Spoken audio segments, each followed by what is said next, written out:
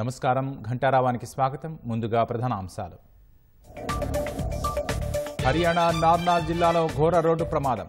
School bus బోల్తా పడి 6 విద్యార్థులు దుర్మరణం.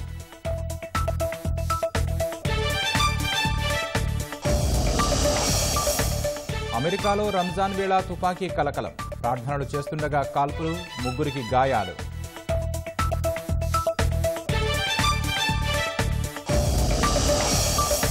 ఫోన్ ట్యాపింగ్ కేసు విచారణ పారదర్శకంగా జరుగుతుందన్న సిపి. సమయం వచ్చినప్పుడు అన్ని వివరాలు వెల్లడిస్తామని వెల్లడి.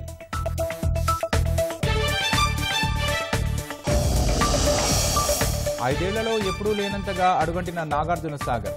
కనిష్ట స్థాయికి పడిపోయిన నీటి మట్టం.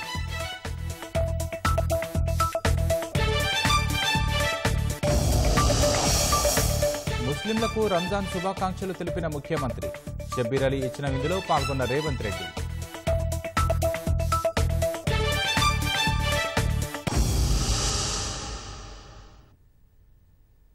హర్యానాలోని నార్నాల్ జిల్లా మహేంద్రగఢ్లో పాఠశాల విద్యార్థులతో వెడుతున్న బస్సు ప్రమాదానికి గురైంది. ఈ ఘటనలో 6 విద్యార్థులు ప్రాణాలు కోల్పోయారు. దాదాపు 20 మందికి గాయాలయ్యాయి. ఘటనా స్థలికి చేరుకున్న పోలీసులు క్షతగాత్రులను సమీపంలోని ఆసుపత్రికి తరలించారు. ఓ వాహనాన్ని ఓవర్టేక్ చేస్తున్న క్రమంలో అదుపు తప్పి బస్సు బోల్తా పడినట్లు ప్రాథమికంగా తెలిసిందని పోలీసులు తెలిపారు. బస్సు డ్రైవర్ మద్యం సేవించాడని వస్తున్న ఆరోపణలపై అధికారులు స్పందించారు. ప్రస్తుతం డ్రైవర్ పోలీసుల అదుపులో ఉన్నాడని, వైద్య పరీక్షల తర్వాత వివరాలు వెల్లడిస్తామని తెలిపారు. అమెరికాలో మరోసారి కాల్పులు కలకలం రేపాయి. ఈద్ ఉల్ ఫితర్ సందర్భంగా ఫిలడెల్ఫియాలోని ఓ ప్రాంతంలో ప్రజలు నమాజ్ చేస్తున్న క్రమంలో 2 బృందాలు పరస్పరం కాల్పులకు పాల్పడ్డాయి. ఏం జరుగుతుందో అర్థం కాని ప్రజలు భయంతో పరుగులు తీశారు. కాల్పుల ఘటనలో 3 గాయాలయ్యాయి. కాల్పుల సమాచారం అందిన వెంటనే అక్కడకు చేరుకున్న పోలీసులు ఓ మహిళ సహా 5 అదుపులోకి తీసుకున్నారు. ఓ 15 ఏళ్ల మైనర్ పోలీసుల కాల్పులో ప్రాణాలు కోల్పోయాడు. అతడి వద్ద ఓ తుపాకీ లభ్యమైనట్లు అధికారులు తెలిపారు. నమాజ్ జరుగుతున్న ప్రాంతంలో 2 బృందాలు పరస్పరం కాల్పులకు పాల్పడిన ఘటనపై అధికారులు విచారణ చేస్తున్నారు. అంతకుముందు బుధవారం వాషింగ్టన్లో జరిగిన కాల్పుల్లో ఓ వ్యక్తి మృతి చెందగా 2 చిన్నారులతో సహా 5 గాయపడ్డారు. లౌకికత్వాన్ని కాపాడుతూ శాంతియుతంగా నెల రోజులు రంజాన్ వేడుకలు జరుపుకున్న ముస్లింలకు సీఎం రేవంత్ శుభాకాంక్షలు తెలిపినట్లు ప్రభుత్వ సలహాదారు షబ్బీర్ అలీ వెల్లడించారు. రంజాన్ పర్వదినాన్ని పురస్కరించుకుని రేవంత్ రెడ్డి షబ్బీర్ అలీ నివాసంలో మర్యాదపూర్వకంగా కలిశారు. ఉదయం షబ్బీర్ నివాసానికి సీఎం రేవంత్, డీసీసీ అధ్యక్షుడు రోహిన్ రెడ్డి, సికింద్రాబాద్ లోక్సభ అభ్యర్థి దానం నాగేందర్ తదితరులు వెళ్లారు. షబ్బీర్ అలీ నివాసంలోనే రేవంత్ రెడ్డి అల్పాహారం స్వీకరించారు. పండుగ వేళ సీఎం తన నివాసానికి రావడం సంతోషకరమని షబ్బీర్ అలీ వెల్లడించారు. పండుగలో ఎలాంటి డిస్టర్బెన్స్ లేకుండా 30 దినాల్లో హోల్ తెలంగాణలో ఎక్కడ కూడా ఏ ఒక్క చిన్న ప్రాబ్లం రాలేదు.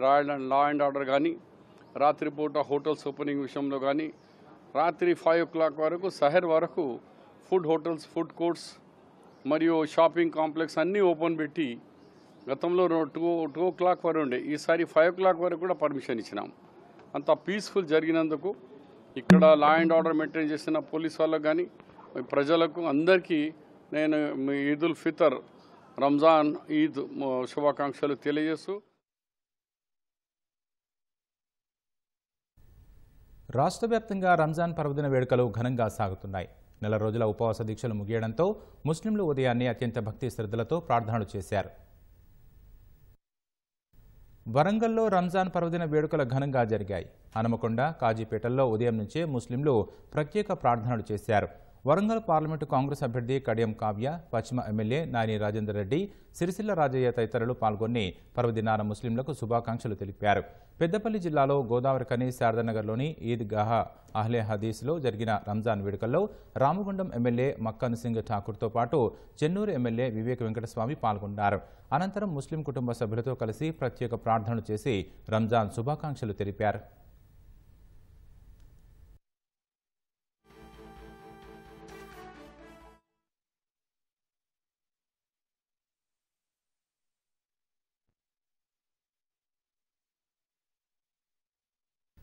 రంజాన్ పర్వదినాన్ని పురస్కరించుకుని హైదరాబాద్ కూకట్పల్లి ఈద్గా వద్ద ముస్లిం సోదరులు సామూహిక ప్రార్థనలు నిర్వహించారు. ఈద్గాల అభివృద్ధికి చేవేళ్ల ఎంపీ రంజిత్ రెడ్డి తనయుడు ఆర్యన్ రెడ్డి 2 లక్షలు అందజేశారు. ఈ సందర్భంగా మత పెద్దలు సన్మార్గంలో ఎలా మెలగాలో, శాంతిని ఎలా నెలకొల్పాలో బోధించారు. నాంపల్లి పబ్లిక్ గార్డెన్లో ఉన్న మసీదులో పెద్ద సంఖ్యలో వచ్చిన ముస్లిం సోదరులు ప్రత్యేక ప్రార్థనలు నిర్వహించారు. ప్రార్థనల అనంతరం ముస్లిం సోదరుడు ఆలింగనం చేసుకుని రంజాన్ శుభాకాంక్షలు తెలుపుకున్నారు. మెదక్ పట్టణంలోని నవాపేట ఈద్గా వద్ద మతగురువు ఖ్వాజా మొయినుద్దీన్ ఆధ్వర్యంలో ముస్లింలు అధిక సంఖ్యలో పాల్గొని ప్రత్యేక ప్రార్థనలు నిర్వహించారు. ప్రార్థనలలో ఎమ్మెల్యే మైనంపల్లి రోహిత్ రావు, మాజీ ఎమ్మెల్యే పద్మా దేవేందర్ రెడ్డి, ఎమ్మెల్సీ షేర్ సుభాష్ రెడ్డిలు పాల్గొని ముస్లింలకు రంజాన్ శుభాకాంక్షలు తెలిపారు.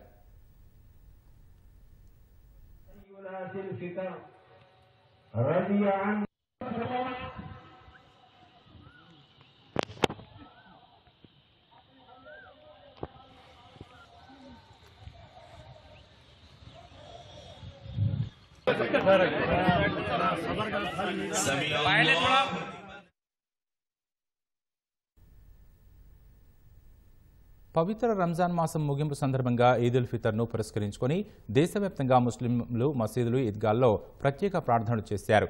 ఢిల్లీలోని చారిత్రక జామా మసీదులో పెద్ద సంఖ్యలో నమాజ్ నిర్వహించారు. పిల్లలు, పెద్దలు ఆత్మీయ ఆలింగనం చేసుకున్నారు. పశ్చిమ బెంగాల్ కోల్కతాలోని రెడ్ రోడ్లో పెద్ద ఎత్తున ముస్లింలు నమాజ్ నిర్వహించారు. ఈదుల్ ఫితర్ సందర్భంగా తమిళనాడు మదురైలోని ఎల్ఎస్ నగర్ మసీదులో పాటు కోయంబత్తూరులోని ఓ పాఠశాల మైదానం ప్రార్థనలతో కిటకిటలాడింది. ఉత్తరప్రదేశ్ షాజబాన్ అలీగఢ్ ఈద్గా వద్ద అధిక సంఖ్యలో ప్రజలు నమాజ్ చేశారు. బీహార్ పట్నాలోని గాంధీ మైదానంలో నిర్వహించిన ప్రార్థనల్లో పలువురు ప్రముఖులు పాల్గొన్నారు.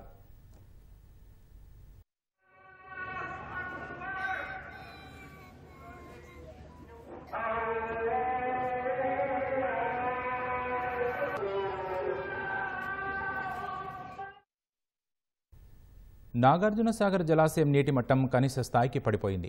ఈ ఏడాది కృష్ణా పరివాహక ఎగువ ప్రాంతంలో సరిపడినంతగా వర్షాలు పడకపోవడంతో సాగర్ జలాశయం గత 5 ఏళ్లలో ఎప్పుడూ లేనంతగా 510.70 అడుగుల కనీస నీటి మట్టానికి పడిపోయింది.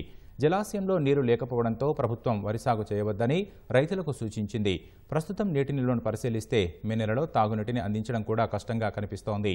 అత్యవసర పరిస్థితుల్లో తాగునీటి కోసం జలాశయంలోని నీటిని 505 అడుగుల మట్టానికి వచ్చే వరకు విడుదల చేయాలన్న ఆలోచనలో కృష్ణానది యాజమాన్య బోర్డు ఉన్నట్లు సమాచారం. ప్రస్తుతం ఉన్న నీటి మట్టం 132.82 టీఎంసీలకు సమానం.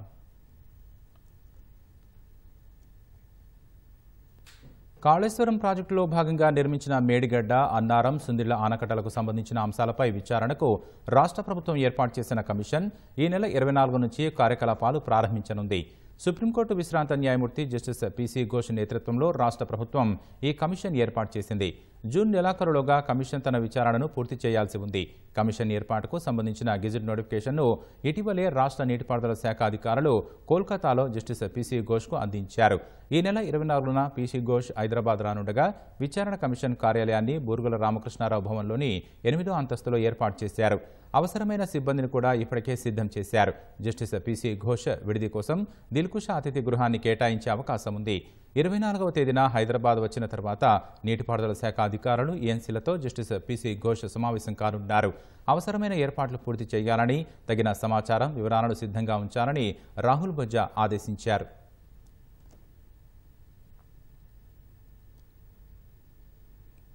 టాస్క్ ఫోర్స్ మాజీ ఓఎస్డీ రాధాకిషన్ రావుపై మరో కేసు నమోదైంది. తనను కిడ్నాప్ చేసి క్రియా హెల్త్ కేర్ సంస్థలో కోట్ల రూపాయల విలువైన షేర్లను 4 డైరెక్టర్ల పేర్ల మీదకు బలవంతంగా బదిలీ చేయించారని ఆ సంస్థ వ్యవస్థాపకుడు చెన్నుపాటి వేణుమాధవ్ తాజాగా ఫిర్యాదు చేశారు. ఈ మేరకు కేసు నమోదు చేసిన జూబ్లీహిల్స్ పోలీసులు రాధాకిషన్ రావుతో పాటు మరికొందరి పేర్లను ఎఫ్ఐఆర్లో చేర్చి దర్యాప్తు చేస్తున్నారు. హైదరాబాద్కు చెందిన చెన్నుపాటి వేణుమాధవ్ హార్వర్డ్ యూనివర్సిటీలో ఎంబీఏ పూర్తి చేసి ప్రపంచ బ్యాంకులో పనిచేశారు. భారత్కు తిరిగొచ్చి 2011లో క్రియా హెల్త్ కేర్ సంస్థను ప్రారంభించారు. ఆంధ్రప్రదేశ్లో పట్టణ ఆరోగ్య కేంద్రాలు, ఖమ్మం జిల్లాలో టెలిమెడిసిన్, జాతీయ రహదారి అత్యవసర వాహనాల సేవలు అందించే ఈ సంస్థ మొత్తం 250 కోట్ల రూపాయల విలువైన ప్రాజెక్టులు చేపట్టింది. ఈ సంస్థలో 2 శాశ్వత డైరెక్టర్లుగా వేణు, బాలాజీ, 4 తాత్కాలిక డైరెక్టర్లుగా గోపాల్, రాజ్, నవీన్, రవి ఉన్నారు.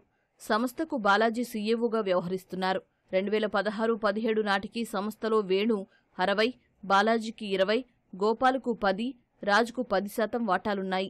2018లో 4 తాత్కాలిక డైరెక్టర్లైన గోపాల్, రాజ్, నవీన్, రవి కలిసి వేణు పేరిట ఉన్న 60% షేర్లను తక్కువ ధరకు విక్రయించాలని, సంస్థను పూర్తిగా తామే నడిపించుకుంటామని ఒత్తిడి చేశారు. ఇదే సమయంలో గోల్డ్ షిప్ అబోడే ప్రైవేట్ లిమిటెడ్ సంస్థ సీఈఓ చంద్రశేఖర్ వేగే పరిచయమయ్యారు. తాత్కాలిక డైరెక్టర్లు షేర్లు విక్రయించాలంటూ ఒత్తిడి తెస్తున్న విషయాన్ని వేణు అతనితో ప్రస్తావించారు. క్రియ సంస్థలో తాను షేర్ హోల్డర్గా మారితే 4 తాత్కాలిక డైరెక్టర్లతో బేరసారాలు నడిపేందుకు అవకాశం ఉంటుందని చంద్రశేఖర్ వేగే వేణుకు చెప్పాడు. ఇందుకు అంగీకరించిన వేణుమాధవ్ మొత్తం 40 కోట్ల విలువ చేసే 4 లక్షల షేర్లను చంద్రశేఖర్ పేరిట బదిలీ చేశారు. ఆ తర్వాత చంద్రశేఖర్ ప్లేటు ఫిరాయించి తాత్కాలిక డైరెక్టర్లతో కుమ్మక్కైనట్లు ఫిర్యాదులో వేణుమాధవ్ పేర్కొన్నాడు.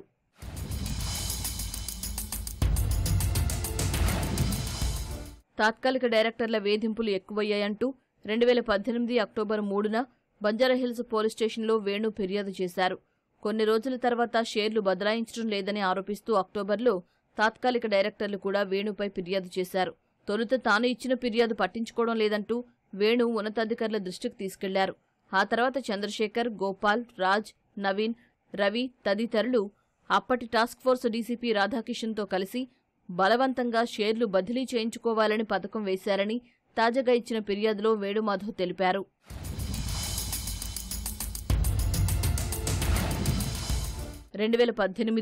నవంబర్ 22న ఉదయం ఖాజీగూడ వద్ద ద్విచక్ర వాహనాలపై వచ్చిన 3 వ్యక్తులు తనను అడ్డగించి తాము టాస్క్ ఫోర్స్ పోలీసులమని దాడి చేశారని వేణుమాధవ్ ఫిర్యాదులో వివరించారు.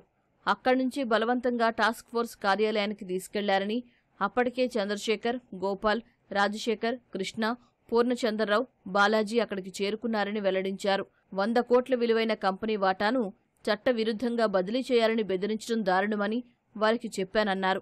గట్టుమల్లు ఆదేశాలతో ఎస్ఐ మల్లికార్జున్ నకిలీ కరెన్సీ కేసులో తీసుకొచ్చిన నిందితులను చితకబాది తాము చెప్పినట్లు వినకపోతే ఇదే పరిస్థితి నీకు వస్తుందంటూ బెదిరించారని వేణు ఫిర్యాదులో చెప్పుకొచ్చారు. డీసీపీ రాధాకిషన్ రావు వచ్చాక చంద్రశేఖర్ వేగే జోక్యం చేసుకుని డీసీపీ చెప్పినట్లు విని డీల్కు అంగీకరించాలన్నాడని, ఇంకా ప్రాణాలతో ఉన్నందుకు అదృష్టవంతుడిని అంటూ తాత్కాలిక డైరెక్టర్లు బెదిరించారని ఫిర్యాదులో పేర్కొన్నారు.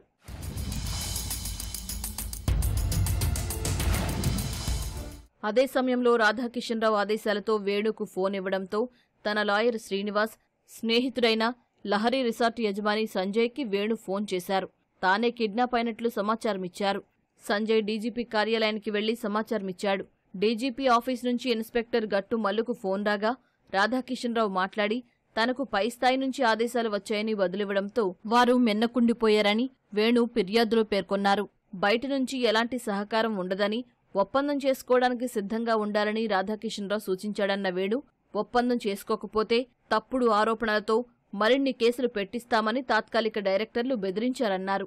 తుపాకులు, కర్రలతో బెదిరిస్తూ షేర్లు బదలాయింపు ఒప్పందంపై బలవంతంగా తనతో సంతకం చేయించి వదిలేశారని వేణు ఫిర్యాదులో తెలిపారు.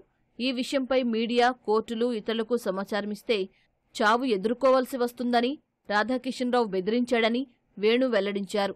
అనంతరం గట్టుమల్లు ఎస్ఐ బృందం తన నుంచి 10 లక్షల రూపాయలు వసూలు చేసిందని ఫిర్యాదులో వివరించారు.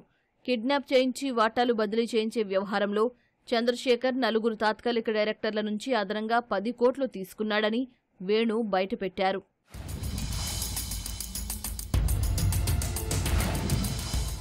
ఇటీవల రాధాకిషన్ రావు అరెస్టు విషయం తెలుసుకుని ఈ వ్యవహారంపై ఫిర్యాదు చేస్తున్నట్లు వేణుమాధవ్ ఫిర్యాదులో తెలిపారు. ఈ మేరకు కేసు నమోదు చేసిన జూబ్లీహిల్స్ పోలీసులు రాధాకిషన్ రావుతో పాటు టాస్క్ ఫోర్స్ ఇన్స్పెక్టర్లు గట్టుమల్లు, మల్లికార్జున్ సహా చంద్రశేఖర్ వేగే, కృష్ణ, గోపాల్, రాజ్, రవి, బాలాజీ తదితరుల పేర్లను ఎఫ్ఐఆర్లో చేర్చి దర్యాప్తు చేస్తున్నారు. రాష్ట్రంలో సంచలనం సృష్టిస్తున్న ఫోన్ ట్యాపింగ్ కేసు విచారణ పారదర్శకంగా జరుగుతోందని హైదరాబాద్ సిపి కొత్తకోట శ్రీనివాసరెడ్డి వెల్లడించారు. కేసులో రాజకీయ నేతల ప్రమేయం ఉన్నట్లు ఇప్పటికే జోరుగా వార్తలు వస్తున్నాయి.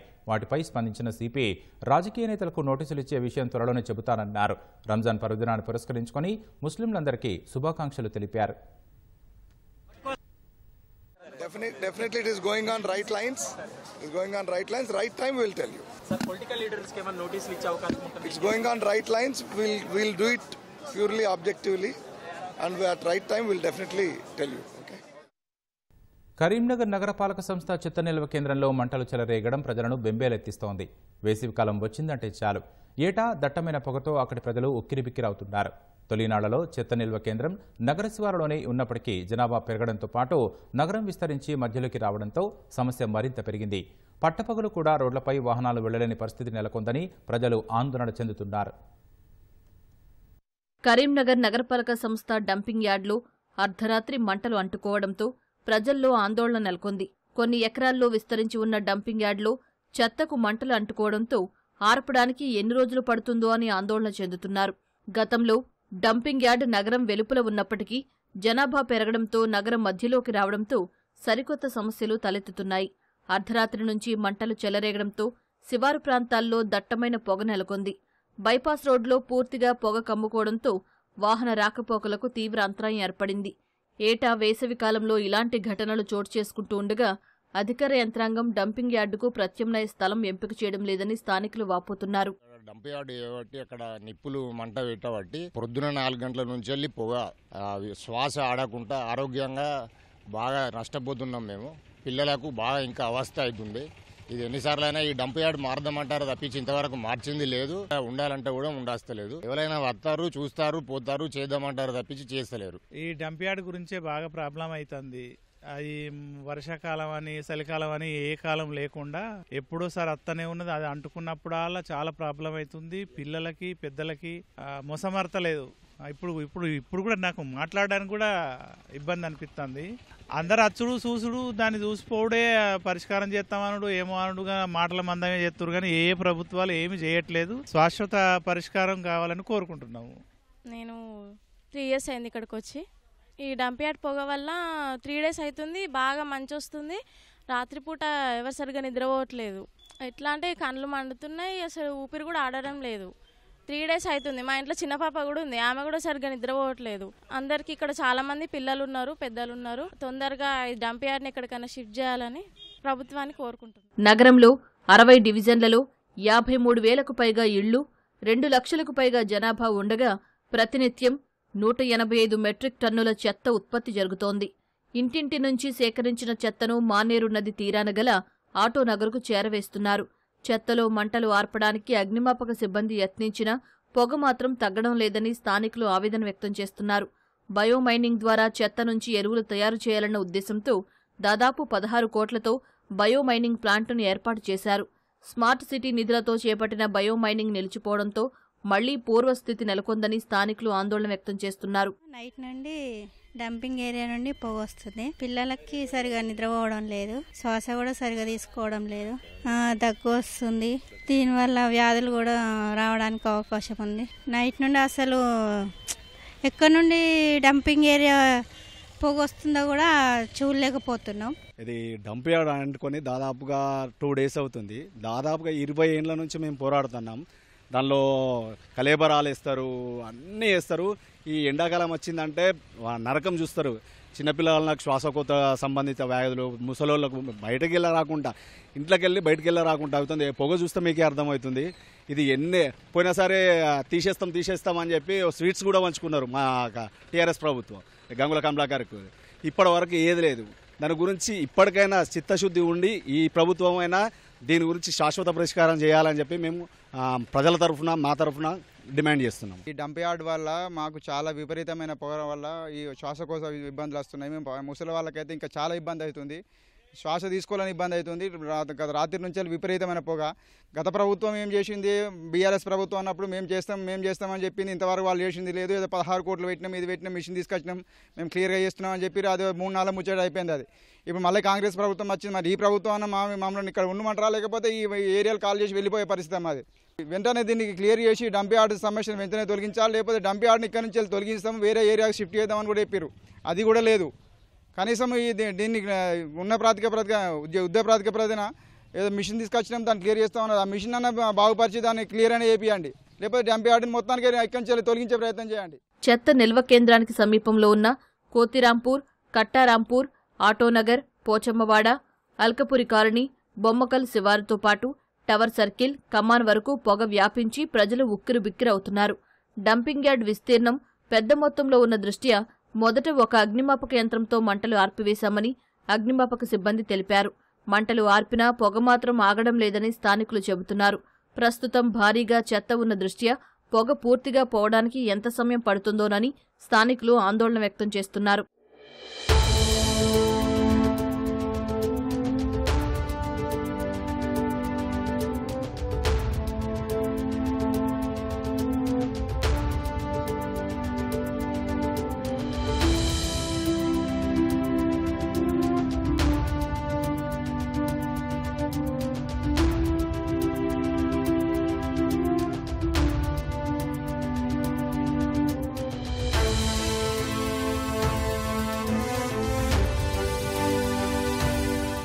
చెత్త నిల్వ కేంద్రం వల్ల కలుగుతున్న ఇబ్బందులను దృష్టిలో పెట్టుకుని సమస్యకు శాశ్వత పరిష్కారం చూపాలని స్థానికులు కోరుతున్నారు. ప్రేమ పేరుతో మోసం చేసిన ఎంపీఓ కటకటాల పాలైన ఘటన ఆలస్యంగా వెలుగు చూసింది. నిజామాబాద్ జిల్లా ఎడపల్లి ఎంపీఓగా పనిచేస్తున్న సుభాష్ చంద్రబోస్ అదే శాఖలో పనిచేస్తున్న యువతిని ప్రేమిస్తున్నానని చెప్పి వలలో వేసుకున్నాడు. ప్రేమ వ్యవహారం కొంతకాలం సాగిన తర్వాత పెళ్లి చేసుకుంటానని నమ్మించి లొంగదీసుకున్నాడు. అనంతరం పెళ్లికి నిరాకరించడంతో యువతి పోలీసులకు ఫిర్యాదు చేసింది. దర్యాప్తు చేపట్టి నిందితుడిని రిమాండ్కు తరలించినట్లు ఎస్హెచ్ఓ ప్రవీణ్ తెలిపారు.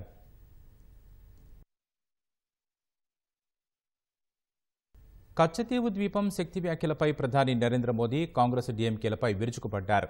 కచ్చతీవు ద్వీపం విషయంలో దేశానికి అన్యాయం చేసిన కాంగ్రెస్కు మహిళలంటే కనీస గౌరవం లేదని దుయ్యబట్టారు. విద్వేష రాజకీయాలు చేస్తున్న డీఎంకే తమిళనాడు అభివృద్ధిని పట్టించుకోవడం లేదని ఆరోపించారు. ఈ ఎన్నికల్లో ఎన్డీఏకు వేసే ప్రతి ఓటు తమిళనాడు భవిష్యత్తుకు గ్యారంటీ అవుతుందని ప్రధాని మోదీ హామీ ఇచ్చారు. ఎన్డీఏ ప్రభుత్వం గత 10 ఏళ్లలో వికసిత్ భారత్కు పునాది వేసిందని ప్రధాని నరేంద్ర మోదీ తెలిపారు. భారత్ ఇప్పుడు ప్రపంచ శక్తిగా ఎదుగుతోందని చెప్పారు.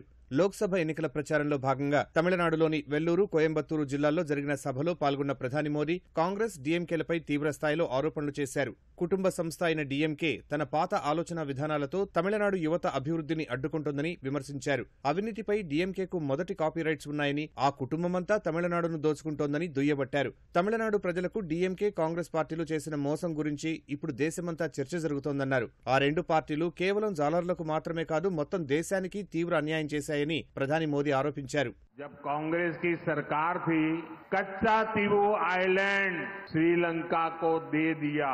इस पर कांग्रेस की बोलती बंद है. बीते वर्षों में उस आइलैंड के पास जाने पर तमिलनाडु के हजारों मछुआरे गिरफ्तार हुए हैं. उनकी बोटें गिरफ्तार कर ली गई है. तमिलनाडु के लोगों को ये सच नहीं बताते कि कच्चा तीवू आइलैंड उन्होंने श्रीलंका को दे दिया. एनडीए सरकार ऐसे मछुआरों को निरंतर रिहा कराकर वापस ला रही है. इतना ही नहीं, 5 मछुआरों को फांसी की सजा कर दी थी श्रीलंका ने. मैं उनको भी जिंदा वापस के आया था. వెల్లూరు తర్వాత కోయంబత్తూరు జిల్లా మెట్టుపాలయం సభలో పాల్గొన్న ప్రధాని మోదీ అధికార డీఎంకే, కాంగ్రెస్లపై ఎదురుదాడి చేశారు. కాంగ్రెస్ డీఎంకేలు అవినీతిపరులను కాపాడేందుకు ముందు వరుసలో నిలుస్తున్నాయని విమర్శించారు. విద్వేష రాజకీయాలు చేస్తున్న డీఎంకే తమిళనాడు అభివృద్ధి పట్టించుకోవడం లేదని దుయ్యబట్టారు. ఎన్డీఏ ప్రభుత్వం కోట్ల మందికి ఇండ్లు కట్టించడంతో పాటు ప్రతి గ్రామానికి విద్యుత్తు సదుపాయం కల్పించిందన్నారు. 80 కోట్ల మందికి ఉచిత రేషన్ ఇచ్చినట్లు ప్రధాని మోదీ వివరించారు. కాంగ్రెస్ హయాంలో రాష్ట్రాల్లో ఏ పార్టీ అధికారంలో ఉందనే అంశం ఆధారంగా వివక్ష చూపిందని మోదీ ఆరోపించారు. లోక్సభ ఎన్నికల్లో ఎన్డీఏకు వేసే ప్రతి ఓటు తమిళనాడు భవిష్యత్తుకు గ్యారంటీ అవుతుందని ప్రధాని మోదీ అన్నారు. फैमिली पार्टियों को लगता है इनके बेटे बेटियों के अलावा कोई गरीब ट्राइबल बड़े पद पर बैठ ही नहीं सकता है. लेकिन बीजेपी ने पहली बार एक ट्राइबल महिला को भारत का प्रेसिडेंट बनाया. और उस समय भी इंडी अलायंस वालों ने उनका घोर विरोध किया. लेकिन डीएमके उन लोगों के साथ खड़ी है जो देश में इन्वेस्टमेंट को खत्म करना चाहते हैं. अपनी इस राजनीति से ये लोग सबसे ज्यादा नुकसान तमिलनाडु का कर रहे हैं. बीजेपी सरकार तमिलनाडु में डिफेंस कॉरिडोर बना रही है. इसका लाभ कोयम्बटूर को भी मिलेगा. क्या इंडी अलायंस की मानसिकता से कभी डिफेंस कॉरिडोर बन भी पाता? क्या कोई इन्वेस्टर हमारे देश में, हमारे तमिलनाडु में आता? తమిళనాడు తర్వాత మహారాష్ట్రలో ప్రచారం చేసిన ప్రధాని మోదీ ఇండీ కూటమి లక్ష్యంగా విమర్శలు చేశారు. ప్రతిపక్ష పార్టీల నేతలు అయోధ్య రామాలయ ప్రారంభోత్సవాన్ని బహిష్కరించాయని మండిపడ్డారు. ఓ పథకం ప్రకారం దేశంలోని ఎస్సీలు, ఎస్టీలు, ఓబీసీలను వెనుకబాటుకు గురిచేశారని ధ్వజమెత్తారు.